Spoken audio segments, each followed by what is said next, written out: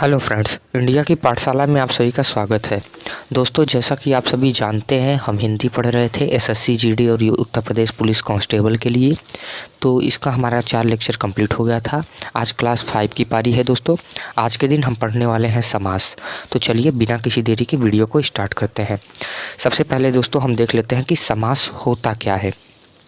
ठीक है, तो देखिए समास क्या है कि समास दो शब्दों से मिलकर बना एक अर्थपूर्ण शब्द है। ठीक है, यानी ऐसे दो शब्द जिनको मिलाकर एक अर्थपूर्ण शब्द बनता है उन्हें समास कहते हैं। ठीक है, जैसे दोस्तों अगर कोई भी हम अर्थपूर्ण बनाते हैं, ठीक है, जैसे हम किसी को नमस्कार करते हैं तो बोलते हैं ना कि नमस्कार, तो नहीं, दो वर्डों के मेल से जो बनता है दोस्तों, यानी एक अर्थपूर्ण शब्द जो बनता है उसी को बोलते हैं हम सभी समास। जैसे चंद्रमुखी, ठीक है, या गगन चुंबी। ठीक है दोस्तों, दो शब्दों से मिलकर बना एक अर्थपूर्ण शब्द क्या कहलाता है?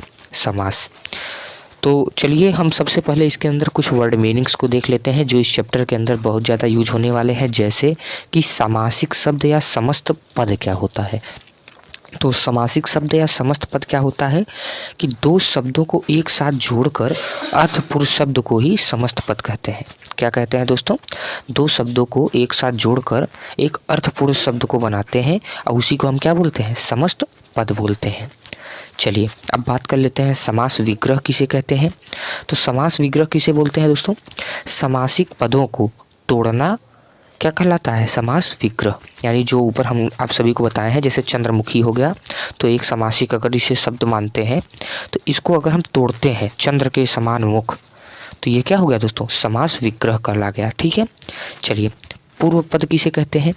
तो समासिक शब्द का पहला पद। ठीक है, जैसे चंद्रमुखी को हमने विग्रह किया तो क्या आया? चंद्र के समान मुख। तो जो स्टार्टिंग का पहला वर्ड है चंद्र, इसी को हम क्या बोलते हैं? समासिक पद बोलते हैं। इसके अलावा उत्तर पद किसे कहते हैं? तो जो सेकंड आता है, जैसे चंद्रमुख है तो मुख जो शब्द आ रहा है दोस्तों, इसको क्या बोलते हैं? उत्तर पद बोलते हैं। ठीक है, यानी जो पूर्व पद है उसके जस्ट बाद का पद जो है उसी को हम क्या बोलते हैं? उत्तर पद बोलते हैं। फिर दोस्तों आगे बात करते हैं हम कि प्रधान प्रधान क्या बोलते हैं? प्रधान किसको बोलते हैं? तो ज़्यादा अर्थ, ठीक है, ज़्यादा अर्थ रखने वाले पद को क्या बोलते हैं? प्रधान बोलते हैं। ज़्यादा पद रखने वाले शब्द को क्या बोलते हैं दोस्तों? यानी ऐसे शब्द जो कि ज़्यादा से ज़्यादा अर्थ रखते हैं उन्हें क्या बोलते हैं? प्रधान बोलते हैं। जैसे मुख, अब देखिए बिना मुख के सिर्फ अगर आप चंद्र बोलिए तो समझ में नहीं आता, लेकिन चंद्रमुख बोलिए तो ऐसा लगता है जैसे उसका चेहरा चंद्र के समान हो। यानी सबसे ज़्यादा अर्थ किसका है? मुख का है, यानी ये क्या हो गया? प्रधान हो गया।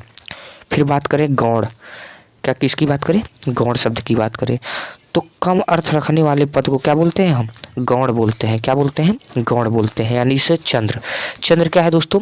सिर्फ वो कंपेयर कर रहा है कि हाँ इसका चेहरा चंद्र के समान दिखता है, लेकिन मेन बात किसकी हो रही है? मुख की हो रही है। यानी कम शब्द किसका है? चंद्र का है।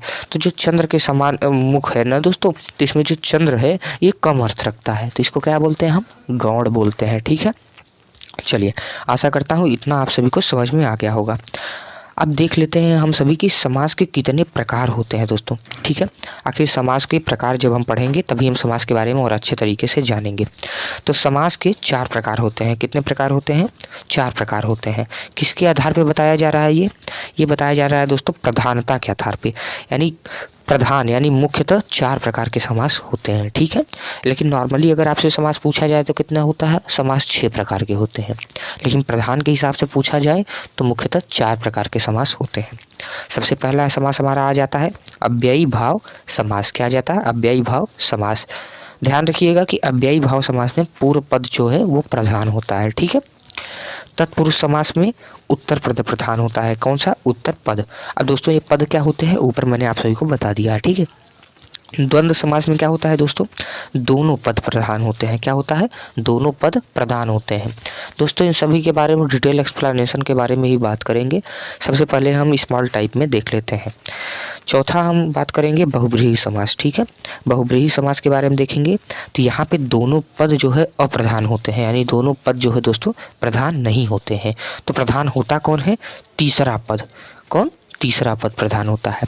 अब तीसरा पद का मतलब क्या है कि जैसे हम और आप बात कर रहे हैं तो हम पहले पद हो गए, आप दूसरे पद हो गए, और हम किसी दूसरे के बारे में बात कर रहे हैं तो जिसके बारे में हम बात कर रहे हैं दोस्तों वो सभी तीसरा पद हो जाता है। ठीक है, चलिए तत्पुरुष के अंदर दोस्तों हम देख लेते हैं दो और आते हैं, जैसे कर्मधारय आते हैं और दृघु समास आता है। क्या आता है? कर्मधारय और दृघु समास। और ध्यान देने वाली बात यह है दोस्तों कि दोनों में उत्तर पद ही प्रधान होता है। ठीक है, चलिए आगे बात कर लेते हैं और अच्छे तरीके से अब इनके बारे में हम डिटेल में देख लेते हैं। तो सबसे पहले दोस्तों हम बात करने वाले हैं अव्ययी भाव समास के बारे में।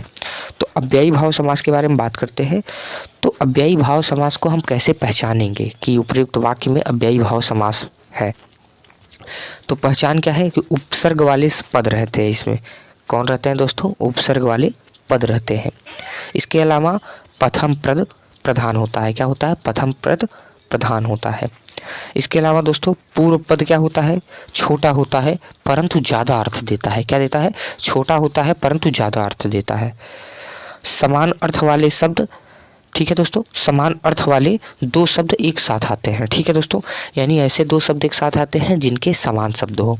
अब हम एक ट्रिक से देख लेते हैं कि अव्ययी भाव समास क्या होता है। तो आप इतना बस ध्यान रखिए कि जिसके शब्द के आगे अव्यय आ जाए वो सारे अव्ययी भाव समास हैं। जैसे अब, आव, अव, प्रति। ठीक है दोस्तों, तो ये सभी क्या हो गए? अव्ययी भाव समास हो गए, जिनके भी आगे अव्ययी भाव मतलब अव्यय आ जाए। ठीक है, जैसे एग्जाम्पल देख लेते हैं। तो प्रतिदिन, हाथों हाथ, दिनों दिन, भर पेट, यथाशक्ति शक्ति के अनुसार। यथा आ गया दोस्तों, यथा शब्द क्या है? अव्यय है। तो यथा संभव, अब यथा से जितना भी शब्द बनता है वो सारे अव्यय हैं। आजन्म, आमरण, अनुरूप, प्रतिकूल, रातों रात। ठीक है, यानी आ शब्द आ गया, यानी जितना भी दोस्तों आ शब्द से बनता है वो सारे क्या हो जाएंगे? अव्ययी भाव। अब आ से कई शब्द बनते हैं लेकिन अव का शब्द आना चाहिए। जैसे आज जन्म, तो यहाँ पे अव का शब्द आ रहा है। ठीक है, इसके अलावा जैसे हम देख लेते हैं एक के बाद एक जिनके एक समान अर्थ निकले, जैसे प्रतिदिन, रातों रात, हाथों हाथ, दिनों दिन। तो ये सभी क्या हो जाएंगे? अव्ययी भाव समास हो जाएंगे। ठीक है, चलिए नेक्स्ट अब हम बात करने वाले हैं दृघु समास के बारे में। तो चलिए यहाँ पे देखिए इसका पहचान क्या होगा कि यहाँ पे उत्तर पद जो है वो प्रधान रहेगा। ठीक है, और जो पहला शब्द है दोस्तों यानी पूर्व पद जो है वो संख्यावाची होगा। यानी हमेशा जो पूर्व पद है दोस्तों वो संख्यावाची रहना चाहिए और उत्तर पद प्रधान रहना चाहिए। तो वहाँ पे दृघु समास होगा। ठीक है, जैसे हम कुछ एग्जाम्पल देख लेते हैं। जैसे है तिराहा। तो तिराहा पे देखिए दोस्तों ती आ रहा है। ती का मतलब क्या होता है? तीन। तो यानी तीन राह, तो तीन राहों का समूह क्या हो जाएगा दोस्तों? तिराहा हो जाएगा। ठीक है, आगे बात करते हैं नवरात्र, यानी नव आ रहा है। ऐसे ही दोपहर, त्रिभुज, चतुर्भुज, दशानन। देखिए दोस्तों यहाँ सब में आप देख सकते हैं तो 3, 9, 2, 3, 4, 10, यानी कुछ न कुछ संख्यावाची शब्द जरूर आ रहे हैं दोस्तों। ठीक है, तो यहाँ पे दृघु समास हो जाएगा। और एग्जाम्पल देख लेते हैं, जैसे पंचवटी, पंजाब, सप्ताह, शताब्दी। ठीक है दोस्तों, यानी यहाँ पे भी आप देख सकते हैं तो 5, 7, 100 आ रहे हैं। ठीक है दोस्तों, यानी संख्यावाची शब्द आ रहे हैं। आगे बात कर लेते हैं दोस्तों द्वंद्व समास में। तो द्वंद्व समास की ट्रिक क्या है दोस्तों कि इसका पहचान हम ऐसे करेंगे कि यहाँ पे दोनों पद क्या होंगे दोस्तों? प्रधान होंगे। जहाँ भी दोनों पद प्रधान हो वहाँ क्या होगा? द्वंद्व समास होगा। जैसे दोनों पदों के बीच में दोस्तों योजक चिन्ह आएगा। योजक चिन्ह किसको कहते हैं? जैसे डैश, यहाँ एक शब्द लिखा रहेगा, यहाँ एक शब्द लिखा रहेगा और बीच में डैश। ठीक है दोस्तों, उसे बोलते हैं योजक चिन्ह। समास विग्रह के बाद दोनों पक्षों के बीच या और अथवा लगाते हैं। ठीक है, यानी अगर या आता है और आता है या अथवा आता है तो यहाँ पे भी क्या हो जाएगा? द्वंद्व समास हो जाएगा।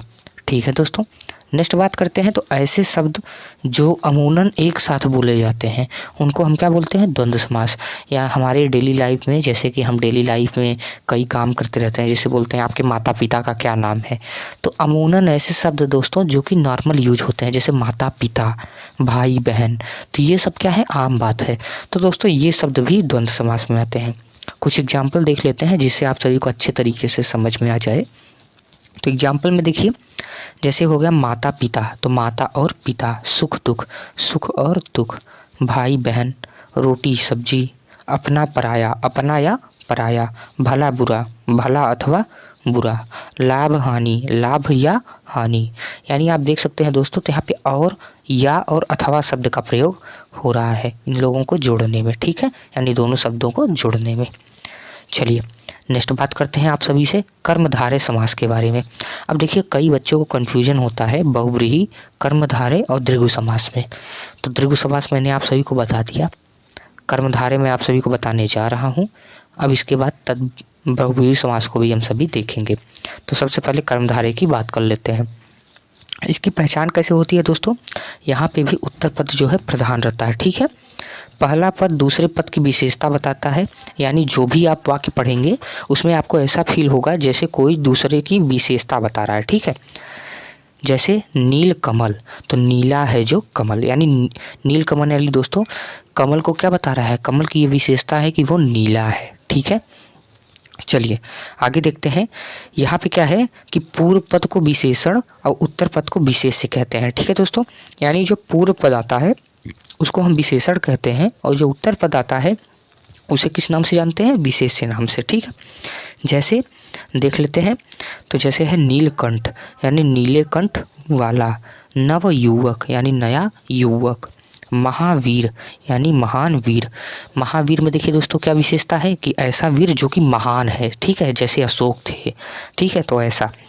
कमल नयन, कमल के समान नयन, मृग नयनी यानी मृग के समान वाली, ठीक है दोस्तों, यानी मृग के समान नयनों वाली, मृग नयनी। नेक्स्ट कनकलता यानी कनक के समान लता, ठीक है दोस्तों। यहाँ पे किसी भी चीज़ की विशेषता बताई जा रही है और जहाँ पे भी उत्तर पद प्रधान रहे और किसी भी चीज़ की विशेषता बताई जाए वहाँ पे क्या होगा, समास होगा, ठीक है। चलिए नेक्स्ट बात करते हैं बहुव्रीहि समास के बारे में। आप एग्जाम्पल देख सकते हैं, एग्जाम्पल का स्क्रीनशॉट भी ले सकते हैं, ठीक है। चलिए आगे देख लेते हैं बहुव्रीहि समास किसे कहते हैं। दोस्तों इससे आप नोट्स बना सकते हैं और नोट्स बना के आप इससे रट सकते हैं, ठीक है। देखिए मैंने पूरा इसको नोट्स के तरीके से आप सभी को वीडियो बना के दिखाया है, यानी आप इसे नोट्स बना के अच्छे तरीके से लिख सकते हैं, ठीक है।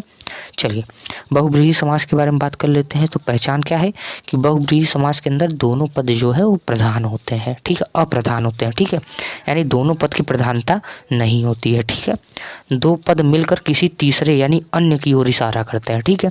जैसा कि मैंने आप सभी को स्टार्टिंग में ही बताया था कि दो लोग मिलकर किसी अन्य के बारे में बात करें तो वहाँ क्या है, बहुव्रीहि समास।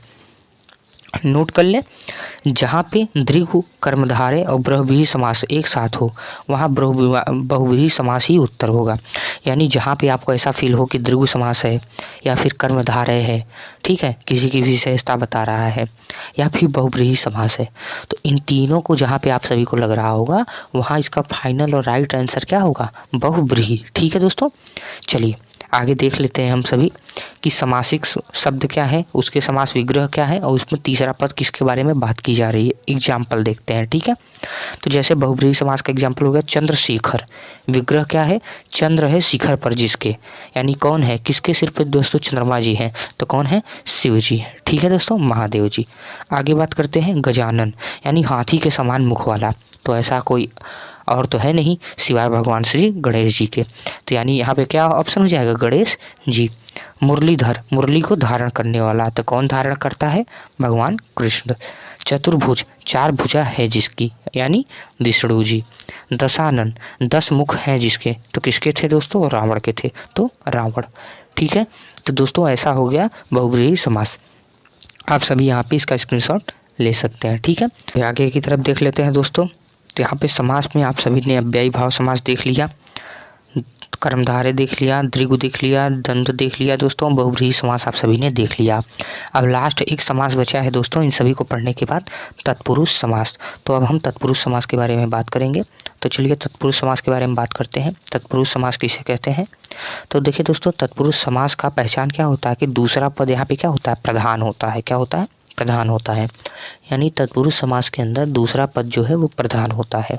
और विग्रह करने पे कारक की विभक्ति चिन्ह आती है। ठीक है दोस्तों, आप सभी जानते होंगे कारक किसे कहते हैं। नहीं जानते हैं तो मैं आप सभी को थोड़ा सा एग्जांपल दे देता हूँ कि जैसे जो वाक्य में दोस्तों सहायक शब्द आते हैं, जैसे ने आता है, को आता है, के लिए आता है, यानी किसी से कुछ भी चीज़ संबंध बताना हो गया दोस्तों, तो यहाँ पे कारकों का यूज होता है। तो तत्पुरुष समास में दोस्तों जब भी विग्रह करते हैं तो कारक आ जाती है। विभक्ति के आधार पर तत्पुरुष समास के कितने भेद का पता चलता है दोस्तों? 2, एक कर्मधारय, एक द्विगु समास। तो चलिए इसका एग्जाम्पल देख लेते हैं। एग्जाम्पल क्या है दोस्तों? गगन चुंबी, गगन को चूमने वाला। आप देखिए गगन को आया ना दोस्तों, तो को एक कारक विभक्ति है। ठीक है दोस्तों, चलिए बात कर लेते हैं आगे तत्पुरुष समास के भेद। तो तत्पुरुष समास के देखिए दोस्तों कारक में क्या है? कर्ता ने। तो कर्ता ने से दोस्तों कोई भी जो है समास नहीं बनता है, बाकी सभी से बनते हैं। जैसे कर्म को, करण से, संप्रदान के लिए, अपादान से, अलगाव के अर्थ में, संबंध का के की, अधिकरण में पे पर, संबोधन हे ओ अरे। ध्यान दीजिएगा दोस्तों कि संबोधन से जो है कोई भी कारक विभक्ति नहीं बनती है। ठीक है, तो बाकी और सारे से बनती है। ठीक है दोस्तों, ये बाकी ये जो आप 6 देख रहे हैं दोस्तों, इन सभी से जो है तत्पुरुष समास से क्या बनता है दोस्तों? समास बनता है। ठीक है दोस्तों, इन सभी कारक से समास बनता है, बाकी कर्ता और संबोधन से कारक नहीं बनता। ठीक है दोस्तों, समास नहीं बनता है। आगे बात कर लेते हैं। एक आता है दोस्तों न्याय समास। न्याय समास का मतलब दोस्तों जहाँ भी आप सभी को निगेटिव देखें, न्याय का मतलब दोस्तों निगेटिव, यह तत्पुरुष समास के अंतर्गत आता है। इसकी प्रधानता क्या होती है दोस्तों कि दूसरा पद इसमें क्या होता है? प्रधान होता है। ठीक है, बाकी देखते हैं कि नकारात्मकता दिखेगी इसमें। ठीक है, यानी कोई भी चीज़ अगर हम करेंगे इसमें तो यहाँ पे हमें नकारात्मक चीज़ें देखने को मिलेंगी। ठीक है, नकारात्मक चीज़ें जैसे एग्जाम्पल देख लेते हैं। तो एग्जाम्पल देखिए दोस्तों, जैसे लायक होता है तो नकारात्मक क्या हो जाएगा? लायक का नालायक हो जाएगा। तो नालायक क्या है दोस्तों? नय तत्पुरुष समास है। ठीक है, हाजिर का गैर हाजिरी, तो गैर हाजिर क्या है दोस्तों? नय तत्पुरुष समास। असंतुष्ट, अधर्म, तो ये सभी क्या है दोस्तों? ये सभी जो है नय तत्पुरुष समास है। ठीक है, बाकी समास का शाब्दिक अर्थ क्या होता है दोस्तों? तो समास का शाब्दिक अर्थ होता है दोस्तों संक्षेप। ये एग्जाम में जरूर से जरूर क्वेश्चन पूछा जाता है कि समास का शाब्दिक अर्थ बताएं, तो दोस्तों समास का शाब्दिक अर्थ होता है संक्षेप। यहाँ पे मैंने आप सभी को समास के बारे में बताया, समास के टाइप्स के बारे में मैंने बताया। थी में दोस्तों अगर ये वीडियो आप सभी को पसंद लग रहा हो तो उत्तर प्रदेश पुलिस कांस्टेबल के लिए, एसएससी जीडी कांस्टेबल के लिए, इलाहाबाद हाई कोर्ट के लिए और अन्य सभी जैसे वीडियो एग्ज़ाम हो गए, स्टेट एग्ज़ाम्स हो गए और बाकी सभी एग्ज़ाम्स के लिए दोस्तों इस चैनल को ज़रूर से ज़रूर सब्सक्राइब कर ले, क्योंकि यहाँ पे मैं आप सभी को ऑनलाइन फॉर्म्स के बारे में बताऊँगा। उसके साथ साथ हिंदी का कंप्लीट सिलेबस मैं यहाँ पे आप सभी को कंप्लीट करवाऊंगा। इसके बाद दोस्तों हम सभी ऑब्जेक्टिव क्वेश्चंस की तरफ भी बढ़ेंगे। ठीक है, तो दोस्तों इस चैनल को आप जरूर से जरूर सब्सक्राइब कर लीजिए। अगर वीडियो पसंद आए तो वीडियो को प्लीज़ लाइक करें, चैनल पर नए हो तो चैनल को प्लीज़ सब्सक्राइब करें। मिलते हैं आप सभी से नेक्स्ट वीडियो में, तब तक के लिए जय हिंद, जय भारत।